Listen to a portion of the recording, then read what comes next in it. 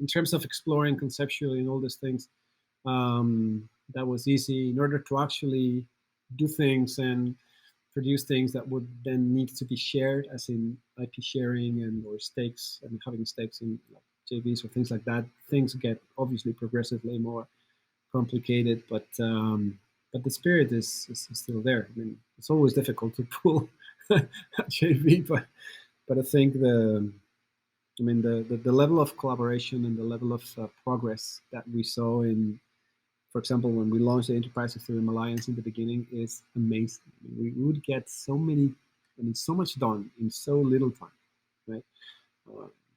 A lot of it was as well how consensus were instigating the whole thing. So Joe and Jeremy, particularly Jeremy, they were very, very good, right? And very, very adamant in a very, very good way. And it had the right level of transgression, let's say.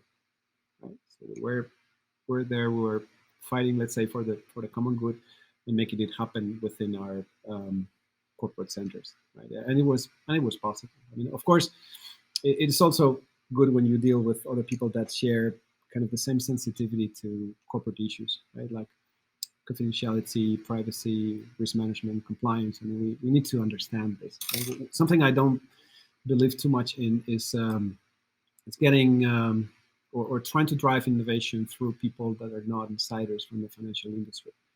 In many other sectors, this is perfectly possible. But within the financial industry, the sensitivity you need to have to these topics, I think, is very high. Right? I mean, there are things you cannot do.